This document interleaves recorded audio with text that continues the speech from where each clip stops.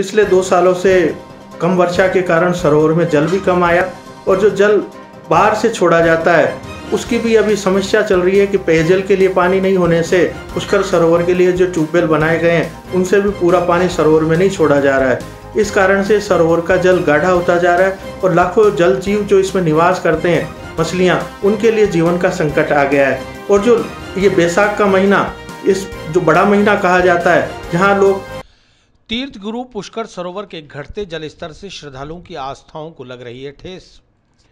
देशी विदेशी पर्यटकों से आबाद रहने वाला पुष्कर कस्बा पिछले 90 दिनों से झेल रहा है पानी की भारी किल्लत। सरोवर का घटता जलस्तर, धूमिल होती आस्थाएं, आम जन के लिए पेयजल की भारी किल्लत, यह नजारा है अपना विशेष अंतर्राष्ट्रीय महत्व रखने वाली तीर्थ नगरी पुष्कर का। महीनों देशी विदेशी पर्यटकों से आबाद रहने वाला यह कस्बा पिछले 90 दिनों से पानी की भारी किल्लत झेल रहा है। करोड़ों हिंदुओं की आस्था का केंद्र पुष्कर सरोवर भी इससे अछूता नहीं रहा। वास्तविकता में सरोवर अपने अस्तित्व की लड़ाई लड़ने पर मजबूर है। एक ओर जहां सरोवर के किनारे बने 19 वैकल्पिक कुंड में से 15 खाली पड़े हैं, तो वहीं सरोवर में डुबकी लगाने के लिए पर्याप्त पानी भी नहीं बचा है।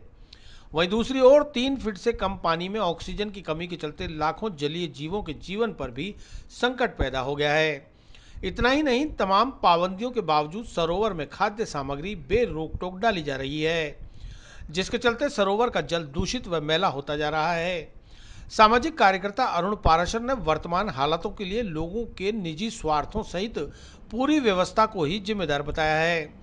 पाराशर के अनुसार पुष्कर को बीसलपुर से 5 MLD की जगह केवल 1.2 MLD पानी ही मिल पा रहा है।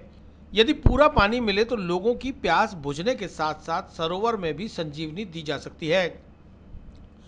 पाराशर ने कहा कि सरकार भले ही कस्बे की सुंदरता के लिए कई योजनाएं लागू कर ले, लेकिन जब तक सरोवर की खूबसूरती बनाए रखने के लिए कोई योजना नहीं बनेगी तब तक सब बेकार है।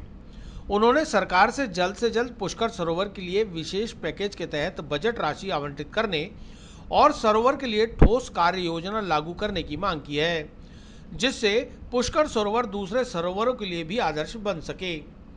यही हाल आमजन के लिए पेयजल व्यवस्थाओं का है। घरों में पर्याप्त जल की आपूर्ति नहीं है और टैंकरों द्वारा जल आपूर्ति ऊंट के मुंह में जीरे के बराबर है। ऐसा नहीं है कि जनप्रतिनिधि इन समस्याओं से अवगत नहीं। हाल ही में पालिका अध्यक्ष कमल पाठक के नेतृत्व में भाजपा बोर्ड और कार्यकर्ताओं ने जलदाय विभाग के कार्यालय जाकर ज्ञापन देते हुए 2 दिन का अल्टीमेटम भी दिया, पर हालात जस के तस बने हुए हैं। जब इस मुद्दे पर जलदाय विभाग के सहायक अभियंता आकांक्षा सोनी से पूछा गया तो उन्होंने स्थिति में सुधार का दावा किया, पर जमीनी स्तर पर यह सुधार देखने को नहीं मिल पा रहे। सोनी का कहना है कि पुष्कर के लिए बीसलपुर से लगभग 2 MLD पानी की आवश्यकता होती है, पर उन्हें 1.2 MLD पानी ही मिल पा रहा है, जिसके चलते ये हालात बने हैं। वहीं कस्बे में पानी नहीं मिलने के चलते सरोवर में भी अतिरिक्त पानी की सप्लाई कम ही की जा रही है। तमाम दावों और आश्वासनों के बावजूद आम जनता और देश विदेश से आने वाले पर्यटकों को सिर्फ निराशा ही हाथ लग रही है।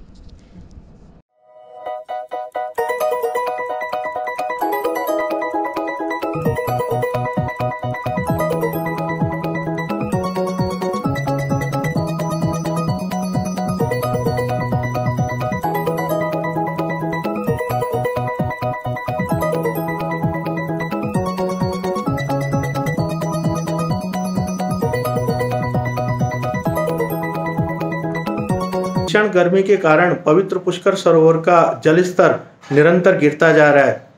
पिछले 2 सालों से कम वर्षा के कारण सरोवर में जल भी कम आया और जो जल बाहर से छोड़ा जाता है उसकी भी अभी समस्या चल रही है कि पेयजल के लिए पानी नहीं होने से पुष्कर सरोवर के लिए जो ट्यूबवेल बनाए गए हैं उनसे भी पूरा पानी सरोवर में नहीं छोड़ा जा रहा है। इस कारण से सरोवर का जल गाढ़ा होता जा रहा है और लाखों जल जीव जो इसमें निवास करते हैं, मछलियाँ, उनके लिए जीवन का संकट आ गया है। और जो ये बैसाख का महीना, इस जो बड़ा महीना कहा जाता है, जहाँ लोग आस्था की डुबकी लगाने के लिए यहाँ निरंतर प्रतिदिन 30-40 हज़ार लोग आ रहे हैं और एकादशी से पूर्णिमा आगामी दिनों में आने वाली है, उस समय जल की भारी कमी पुष्कर सरोवर में दिखाई देगी।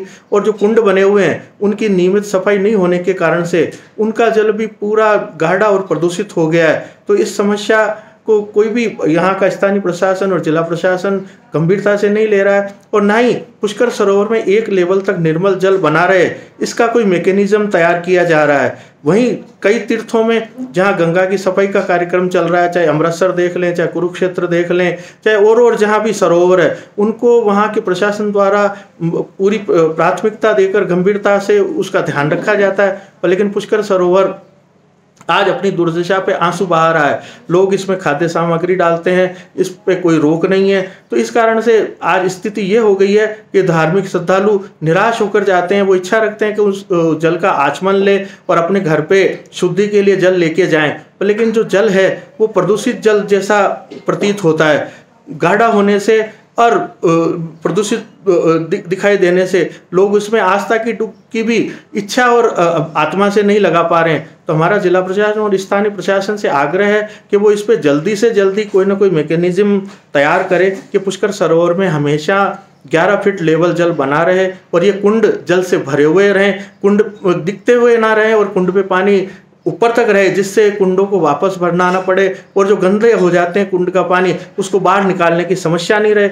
आज ऐसा हो रहा है कि जो कुंड का पानी जब सड़ जाता है तो उसको पंप से बाहर निकालने की बजाय उसको मुख्य सरोवर में डाल दिया जाता है, तो जो और कुंडों की जो गंदगी थी वो मुख्य सरोवर में चली जाती है। इस कारण से पानी ज़्यादा प्रदूषित हो रहा है। और दूसरी ओर सीवरेज का पानी, आप पुष्कर की जनता को मालूम है कि एन केन साल में कई बार, चाहे वो बरसात के दिनों में सामान्य दिनों में भी सीवरेज का पानी सरोवर में चला जाता है। तो इसको लेके यहाँ आने वाले तीर्थ यात्रियों की धार्मिक भावनाओं को आघात पहुँचता है। पानी को लेकर के तीर्थ के प्रति जो घोर लापरवाही इन दिनों देखने को मिल रही है। एक तो यहाँ पर जो बोरिंग ट्यूबवेल चलते हैं वो अधिकतर बंद पड़े रहते हैं, साथ ही कुंडों में आप देख रहे हैं जल सड़ांध मारने लग गया है। अगर 2 दिन बोरिंग का पानी नहीं आता है तो आप कुंड के पास में खड़े नहीं रह सकते हैं। इस प्रकार की घोर लापरवाही प्रशासन और यहाँ के जिम्मेदार अधिकारियों के द्वारा आपको देखने को मिल रही है। यहाँ पर तो चन्नामत लेते हो तो आप कैसे? देखिए, आचमन मार्जन करने वाली तो बात दूर है, अगर बोरिंग आ रहा है जब तक तो ठीक है। जिस दिन बोरिंग नहीं आता है उस दिन आप जल के पास खड़े नहीं रह सकते हैं, तो आचमन और मार्जन लेना तो बड़ा दूर बात होता है। ये बड़ा दयनीय स्थिति है, इस पर सक्षम अधिकारी को ध्यान देना चाहिए। पानी को लेकर क्या व्यवस्था है? जैसे सूख रहा है पानी, कैसे हो? जल तो देखिए गर्मी पड़ रही है, बारिश नहीं हो रही है, और जिस प्रकार से जैसे मैंने आपको बताया कि यहाँ के बोरिंग अधिकतर बंद पड़े हैं, अगर वो चालू रहते हैं तो पानी का बैलेंस बना रहता है।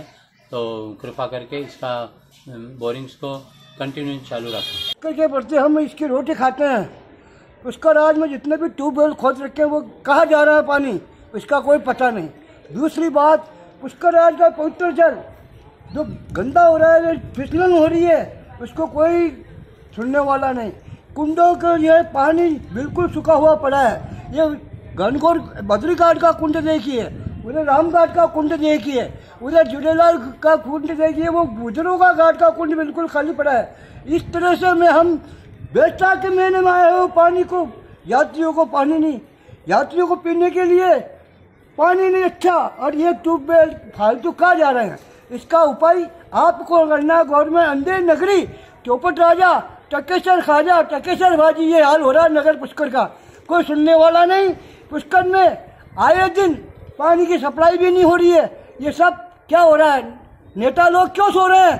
क्यों बीजेपी, क्या कांग्रेस, दोनों क्यों सो रही है? इसका जवाब दे। जनता से वोट मांगने आते हो, जनता की भी सुनाई करे न, अन्यथा हम तुरंत फौज आके आंदोलन करेंगे। फिर कहोगे हमारे यहाँ आके क्या ये कर रहे हैं। मैं आपसे निवेदन करूंगा नगर पालिका से कि हाथुआ 24 घंटे के अंदर ये जो किनारे में फर्श खुली हुई है या टेंट लगाया जाए। क्यों? यात्री आने वाले के पेट जल रहे हैं, हम जैसे के पेट जल रहे हैं। चन्नावत की क्या व्यवस्था है? चन्नावत, आप चन्नावत तो लेते हो, बाहर के यात्री चन्नावत नहीं लेते हैं, क्या कहना चाह रहे हो आप? वो ऐसा है कि कुछ गंदा पानी दिख रहा है, हम तो पी लेंगे, इसकी रोटी खाने, परंतु यात्री को वो देखता है कि क्या गंदा है। इसलिए हम आपसे निवेदन करूंगा ये पार्टी ट्यूब हाबिलम फुल साइड से खोला जाए। एक बद्री घाट का कुंड आज खुला है।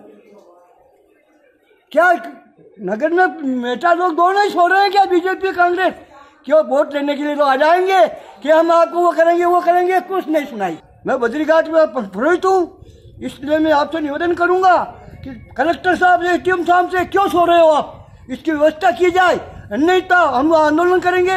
आपके कलेक्टर पे आके धरना दूंगा। मैं शिव सैनिक हूँ, शिवसेना का सदस्य हूँ, इसलिए मैं आपसे निवेदन कर रहा हूँ। नहीं तो कलेक्टर पे आके मैं 150 शिव सैनिक को ला के धरना दूंगा और भूख हड़ताल पर भी बैठ जाऊंगा। इसका उपाय मेरे को बताइए।